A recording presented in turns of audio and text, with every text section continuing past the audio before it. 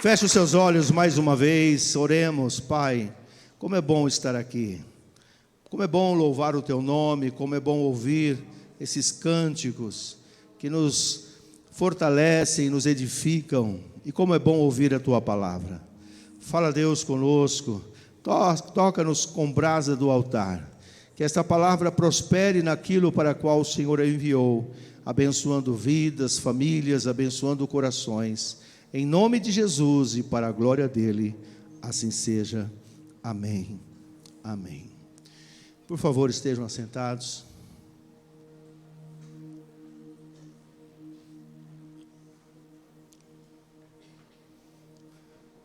Então, nós estamos iniciando essa campanha. Campanha é algo que é feito num determinado tempo, com algum objetivo específico. Por exemplo, campanha da vacinação. Então, naquele período, as pessoas são orientadas a estarem se vacinando, dependendo do motivo, dependendo daquilo que está se combatendo. Às vezes tem surtos, disso, daquilo. Então, é feita uma campanha. Existe também a campanha numa guerra, por exemplo. A guerra é feita de campanhas. Olha, nesta campanha vamos invadir tal cidade. Vamos demorar X dias para isso. Então é uma campanha. Feito isso, objetivo alcançado, começa uma nova campanha. Então nós também temos a nossa campanha, que nós estamos chamando de Jornada da Fé. Jornada é uma caminhada, é um tempo que você vai estar caminhando pela fé, também com objetivos específicos. Então que você, nestas 7 semanas, serão 7 quintas-feiras que eu estarei ministrando, você coloque os seus propósitos, faça seus votos com Deus, peça aquilo que você quer. Até se você quiser fazer uma listinha dos seus pedidos e trazer no culto, a gente vai ter um momento da oração. Hoje nós não colocamos, porque a gente ia avisar, mas a partir da semana que vem. Então, por exemplo, se você quer a bênção no teu trabalho, traz a tua carteira de trabalho. Pastor, estou com um problema no banco. Traz o cartão do banco. Não vão ficar com ele não, pode ficar tranquilo. É só ato de fé, sabe? Um ato profético. Você quer a casa, comprar uma casa, quitar a casa, enfim, traz uma chave de casa.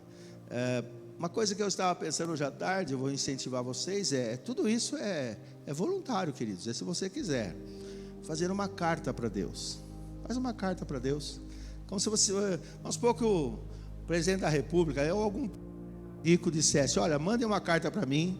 As pessoas não fazem carta para o Papai Noel, as crianças, mas geralmente às vezes é um adulto que escreve por elas, mas as que já sabem ler e escrever, escrevem também uma carta para o Papai Noel. E isso é mandado para os Correios, e os Correios acabam então distribuindo para pessoas piedosas que vão comprar aquele brinquedo que a criança está pedindo.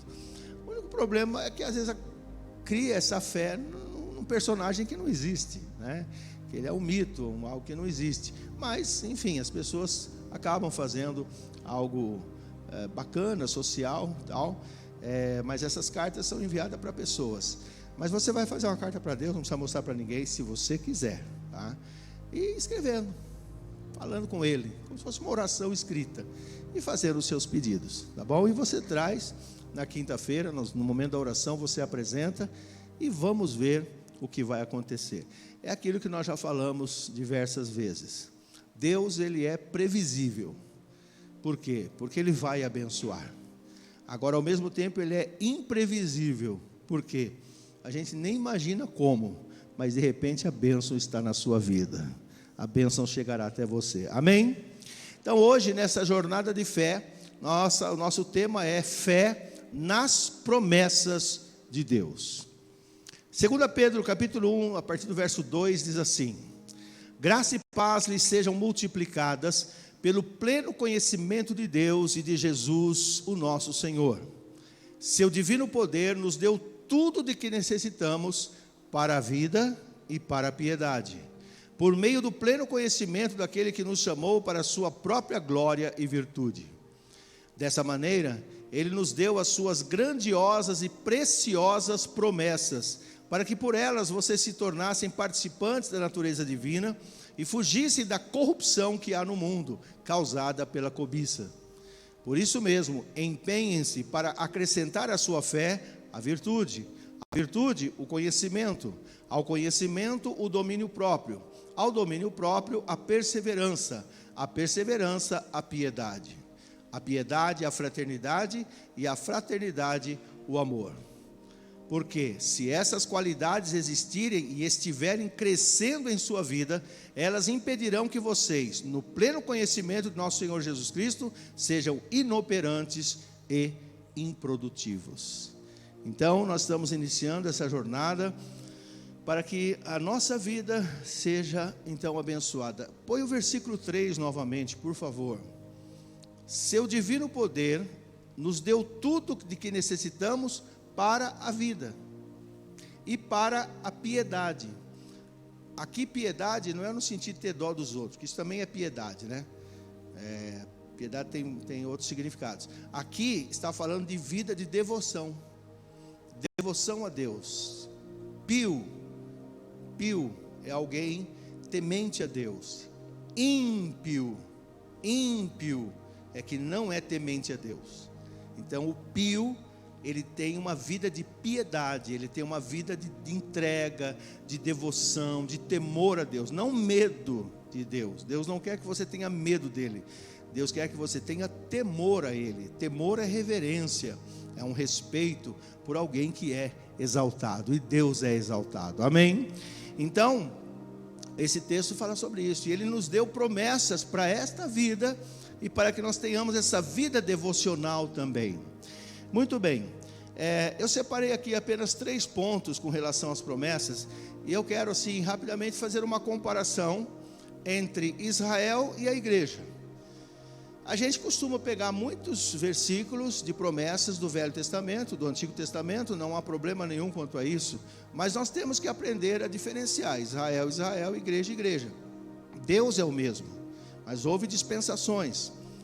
Então, eu apenas quero mostrar para vocês que assim como Deus no Antigo Testamento fez promessa para o povo de Israel, que no Antigo Testamento era o seu povo, agora eu vou trazer para a igreja, para o nosso tempo, para o Novo Testamento, tá? E vai ser muito rápido, que eu quero orar com você, eu quero ter um tempo de oração com você.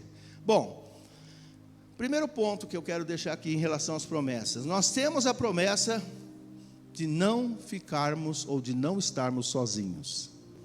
Você não está sozinho nessa jornada, tá? Assim como Deus esteve com Israel, Ele está conosco, com a sua igreja. Olha o que diz Deuteronômio 8, o 15 e o 16. Ele os conduziu pelo imenso e pavoroso deserto, por aquela terra seca e sem água, de serpentes e escorpiões venenosos. Ele tirou água da rocha para vocês, e os sustentou no deserto com maná, que os seus antepassados não conheciam, para humilhá-los e prová-los, a fim de que tudo fosse bem com vocês. Aqui o livro de Deuteronômio é um livro onde Moisés está relembrando os 40 anos de peregrinação pelo deserto, da jornada pelo deserto. Ao sair do Egito, eles foram então para a terra prometida, e ali ele está lembrando o povo que Deus esteve com eles durante aquela jornada. E para nós, igreja, Mateus 28, 20, ensinando-os a obedecer tudo o que eu ordenei a vocês. Aqui é Jesus que está falando, né, no Evangelho de Mateus. E eu estarei sempre com vocês até o fim dos tempos. Então você, meu irmão, você, minha irmã, não está sozinho, não está sozinha. Às vezes parece que a gente está sozinho, parece que Deus nos abandonou, mas a promessa dele: jamais te deixarei, jamais te abandonarei. Amém? Você crê nisso? Você recebe isso? Então aplauda ao Senhor e glorifique o seu nome por isso. Nós não estamos sozinhos.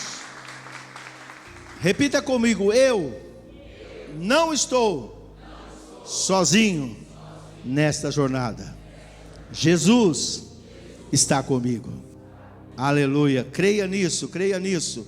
A outra coisa que nós temos em relação à promessa: nós temos a promessa de que nossas necessidades serão supridas. Olha o que diz Deuteronômio 8, do 2 ao 4.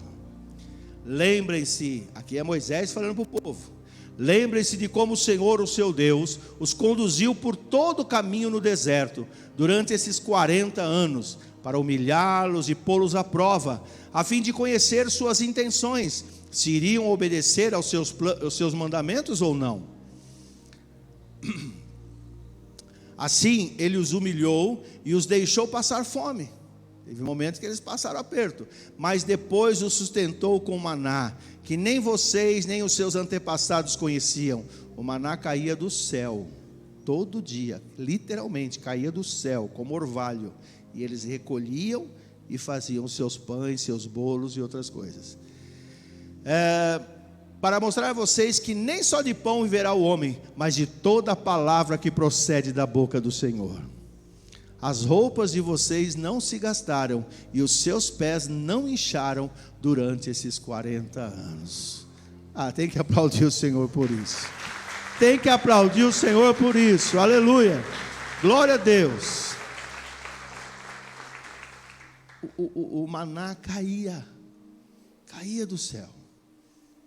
E eles de manhãzinha iam, ele caía sobre a areia, né, ou a terra ali do deserto. O deserto ali não é tanto de areia, não, é uma terra dura, né, seca. E eles recolhiam segundo cada família necessitava. A quantidade, a família que era grande não faltava, a família que era pequena não sobrava. Era a medida certa. Depois que eles recolhiam, ele derretia, ele sumia. E só apareceria no dia seguinte, durante 40 anos. E há um texto na palavra que diz que quando eles entraram na terra prometida, o maná parou de descer do céu. Por quê? Eles estavam na terra que tinha frutas, que tinha alimento, que dava para plantar, que dava para colher. Tá? Então, nós temos a promessa, queridos.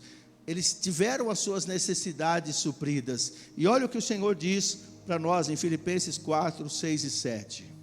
Escute isso.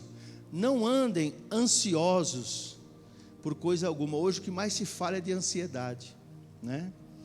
Depressão, estresse e ansiedade. Depressão, preocupação excessiva com o passado. Estresse, preocupação excessiva com o presente. E ansiedade, preocupação excessiva com o futuro. Então, a pessoa ou está depressiva, ou está estressada, ou está ansiosa. E aqui diz, não andem ansiosos por coisa alguma, mas em tudo, pela oração e súplicas. Daqui a pouco nós vamos orar e suplicar. E com ação de graças, ou seja, já agradeça antes de receber, apresentem seus pedidos a Deus. Está na palavra. E olha só, você vai receber isso hoje. E a paz de Deus, que excede o entendimento, quer dizer, a gente não consegue entender, ela guardará o coração e a mente de vocês em Cristo Jesus. Há pessoas que entraram aqui muito aflitas, há pessoas que entraram aqui muito preocupadas, alguns quem sabe até desesperados. Eu vou na igreja porque eu preciso ouvir uma palavra. Olha aí o Senhor dizendo, você vai sair daqui, a paz de Deus vai inundar o teu coração, ela excede o entendimento, a compreensão. Você vai sair daqui leve, porque você já vai com a fé, com a esperança da bênção sobre a sua vida, amém?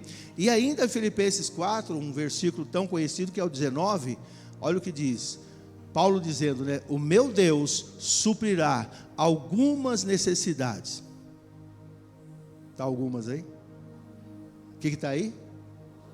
Então Deus está prometendo que vai suprir todas as necessidades, não vaidades, tá? Daqui a pouco eu vou falar uma coisa aqui. De acordo com as suas gloriosas riquezas em Cristo Jesus.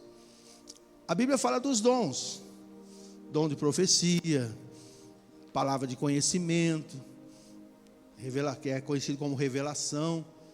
Olha, aqui tem uma pessoa assim, assim. Ou às vezes o pregador começa a falar, chama-se palavra de conhecimento. Eu estava lembrando, agora à tarde, disso aí, um casal ali de Avaré, que caminhou com a gente um tempo, eles eram pessoas bem de vida, mas de repente por algumas atitudes erradas acabaram perdendo. Mas quando eles eram bem de vida, eles achavam que não precisavam de Deus. E uma vez alguém os convidou para a igreja, porque havia uma pessoa que tinha o dom de profecia. Aí o irmão, né, depois de convertido, ele compartilhando comigo, ele falou: a primeira coisa que eu falei: para. Quer dizer que o cara revela a vida das pessoas, Deus mostra as coisas para ele. Aí a pessoa: sim. Eu falei: então fala para ele me passar os números da loteria. Vocês percebem onde a pessoa vai? Ele sabe tudo, ele sabe as coisas que vai acontecer, então me passa os números da loteria. Quer dizer, Deus está dizendo que vai suprir todas as nossas necessidades. Amém? Porque também é muito fácil falar: é assim, orou, vem o milagre, acontece. Então me dá uma Ferrari. Para que eu vou querer uma Ferrari? Para eu ter uma Ferrari, eu tenho que ter uma vida compatível para ter uma Ferrari. Que a hora que chegar o IPVA dela, como é que eu pago o IPVA dela? Se quebrar um espelhinho dela, quanto você acha que custa um espelhinho de uma Ferrari? Então tem Ferrari quem tem dinheiro para ter Ferrari. Agora eu posso pedir a Deus um carro bom, né? Também não preciso andar num Poisé, né, fumaciando. Tem uns carros que você gasta mais de óleo. Eu tive carro assim, gastava mais óleo no motor do que gasolina. Cada viagem era 1 litro de óleo que você tinha que colocar no motor. Aquilo parecia aquele fumaceiro, parecia a Esquadrilha da Fumaça, né? E teve uma que eu para o breque funcionar, eu tinha que ficar bombeando. Você tinha que dar umas 3 para ir o breque pegar. Aí não, né? Aí não. Aí um dia eu falei para Deus: chega, né? A Fátima sofreu muito, teve que empurrar muito o carro. Ela não sabia dirigir, então sobrava para ela. Quando o carro morria, ela que empurrava. Mas na ladeira, né, irmão? Não era na subida, né? Por favor. Mas eu me lembro de pregador de roupa no vidro para segurar o vidro, porque senão ele descia, né? E quantas vezes eu estava dirigindo, o pregador descia e descia o vidro junto. Né? Outras vezes o vidro estourou e punha um plástico.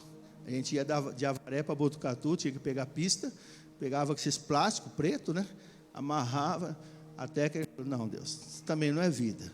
Eu não preciso ter uma Ferrari, mas eu posso ter um carro bom, que dê para eu pagar o IPVA dele, que dá para pagar o conserto quando precisar. Amém? Você está entendendo? Porque o carro não é mais luxo, o carro é uma necessidade. É difícil você fazer tudo a pé, gente. Não é fácil, não. Entendeu? Tem coisa que você acaba não conseguindo fazer. Você tem que comprar um negócio, você não tem carro, está chovendo. Você usa o guarda-chuva, mas se molha tudo. E dependendo do que você vai comprar, molha tudo também. Então, carro não é mais luxo. Carro é uma necessidade. Se você tem fé para pedir uma Ferrari para Deus, aquilo que eu falei, o PVA é caro, tá? E o espelhinho dela também. Se fizer um risco, então... Agora, você está precisando de um carro? Coloca na sua cartinha para Deus. Amém? Às vezes tem pessoas que têm questão de enfermidade, fica toda hora pedindo para o vizinho, para o parente: dá para levar a mãe no hospital, para levar o pai, levar o irmão, sabe? É complicado isso. Às vezes as pessoas têm que deixar o que estão fazendo. Então você tendo o seu carro, estou só dando um exemplo, tá? Casa, eu quero uma casa lá no Dama. O IPTU que você vai pagar, entendeu? Então, quer dizer, agora, você pode e deve ter uma casa decente para você morar. Não aquela casa que começa a chover, você põe um balde aqui, aí coloca outra panela ali, né? Porque aquilo está parecendo uma peneira de... Não. Você tem que ter uma casa digna para você reclinar a tua cabeça. Amém? Isso é uma necessidade. E a promessa de Deus é que Ele vai suprir todas as suas necessidades por causa de Jesus. Amém? Você crê nisso? Então aplauda ao Senhor e glorifique o seu nome por isso.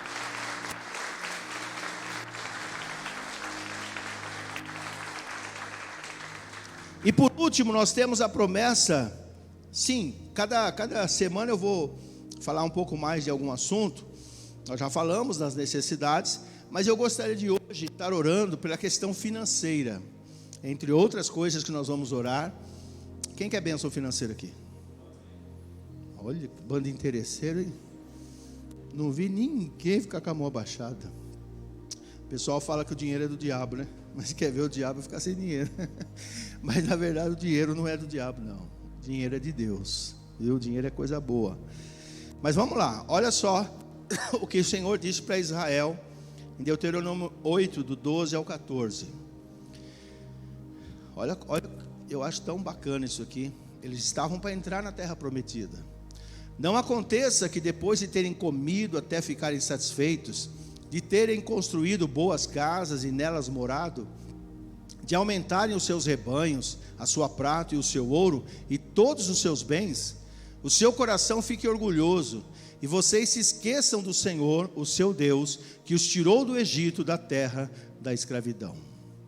Agora olha o 17 e o 18. Não digam, pois, em seu coração: a minha capacidade e a força das minhas mãos ajuntaram para mim toda esta riqueza. Mas lembre-se do Senhor, o seu Deus, pois é Ele que dá a vocês a capacidade de produzir riqueza, confirmando a aliança que jurou aos seus antepassados, conforme hoje se vê. Então o Senhor alerta Israel: olha, vocês vão entrar na terra prometida, vocês vão ter colheita, vocês vão comer, vocês vão ter boas casas, vocês vão ter rebanhos, vocês vão ter prata, vão ter ouro, vão ficar ricos, vão ter bens. E não aconteça que suba o orgulho e você acha tudo isso é por minha capacidade, pois é a bênção do Senhor sobre a sua vida. Amém? E eu profetizo sobre a sua vida que você vai ter fartura, que você vai ter abundância, porque a palavra do Senhor diz através de Isaías: se quiserdes e ouvirdes, vocês vão ter o melhor dessa terra. A Bíblia não é contra a prosperidade. O que nós não podemos, olha só, vamos lá, Filipenses 4,19, nós acabamos de ler, estou repetindo porque tem a ver com finanças. O meu Deus suprirá todas as necessidades, não vaidades, não frivolidades, não coisas supérfluas, mas coisas realmente necessárias. Isso é uma promessa. Agora olha só 1 Timóteo 6, 17 e 18. Aqui Paulo está dizendo para Timóteo, que era um pastor, falar para os membros da igreja. Ele não está falando para os de fora. Nós não temos nada com os de fora, os amamos, queremos que eles venham para os caminhos do Senhor. Mas eu não posso chegar no vizinho: olha, a Bíblia diz, não, o vizinho não é membro aqui. Agora, com os membros da igreja, então a gente tem autoridade para ensinar, para cobrar. E olha o que Paulo diz para Timóteo falar para os ricos da igreja: ordene aos que são ricos no presente mundo que não sejam arrogantes. É o mesmo, igual lá no Velho Testamento. Não suba no teu coração, nem ponham sua esperança na incerteza da riqueza. Por quê? Tem muita gente que hoje está pobre e foi rico. É uma coisa incerta, né? Mas em Deus, que de tudo nos provê ricamente. Então a provisão de Deus não é com, sabe, aquela coisa, já viu aquele avarento? Aquela pessoa sovina, que dá tchau assim, ó. Quem dá tchau assim, né? Pessoa, uma vez eu tive uma vizinha, um tio rico, riquíssimo, mas se vestia mal.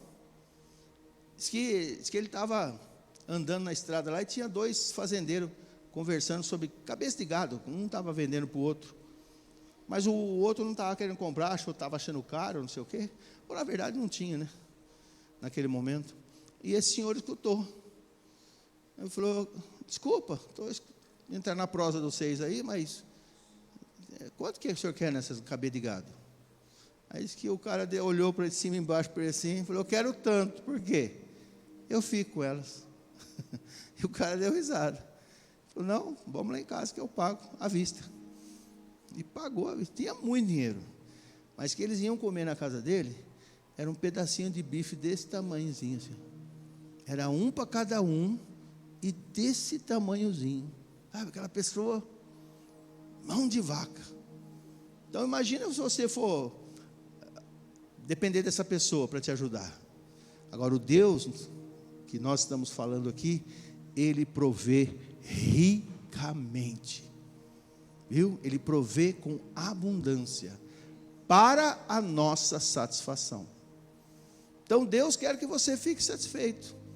Ordene-lhes que pratiquem o bem, sejam ricos em boas obras, generosos e prontos a repartir. Então que você prospere, busque uma vida melhor, mas não esqueça disso. Seja generoso, reparta, sabe? Quando for contribuir com alguém, sabe? Não é aquela coisa sovina, não dá moedinha, não. Dê uma quantia que abençoe a pessoa mesmo, tá certo? Eu sei que alguns falam de assistencialismo. A gente tem que tomar cuidado. Às vezes existe sim essa questão de você só ajudar e a pessoa nunca melhorar de vida, ficar só dependendo. Mas tem gente que também se esconde atrás dessa desculpa para não contribuir.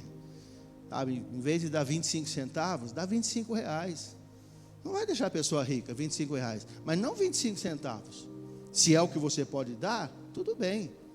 Mas sabe, pelo menos uma marmitex para o camarada comer, né? Agora, se você der 2.500 para ele todo mês e ele não trabalhar, isso é assistencialismo.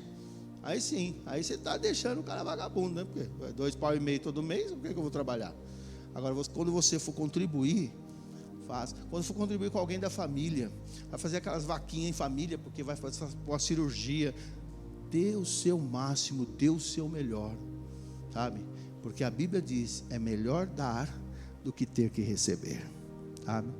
E eu sei que muitos de vocês aqui estão orando por isso, falam, Senhor, eu quero ter, não para, sabe, ostentar, mas para eu ter uma vida digna, para que eu possa viver satisfeito e na medida do possível eu possa abençoar outras pessoas. E há uma promessa de Deus para a tua vida nisso aí, tá? Eu sempre falo para pessoas que às vezes a gente leva uma cesta básica, eu falo profetizando.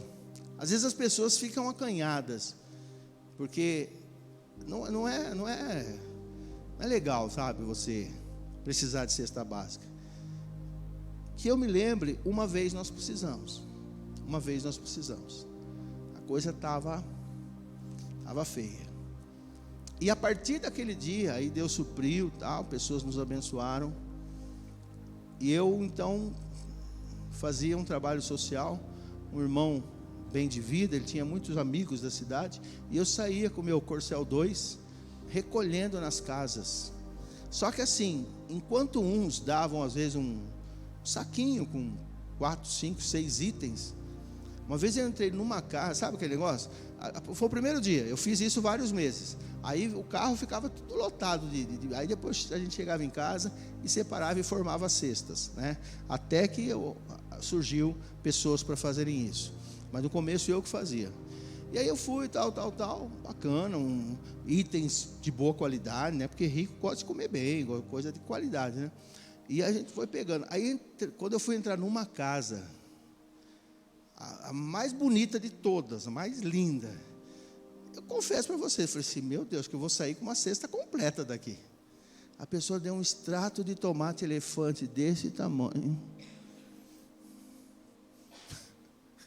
É isso que eu falei para vocês. A casa mais rica foi a que deu menos. Sabe como parece que aquele descargo de consciência? Mas amém, daqui, coloquei na cesta básica, ela serviu. Mas eu fiquei decepcionado. Falei, gente, o pessoal podia dar uma cesta básica, dar uma latinha de extrato de tomate elefante. Ainda bem que é o elefante, né? É a melhor marca que tem. Mas só para você ver como é que é. Então, meus queridos, nós vamos orar agora. Deus vai abençoar.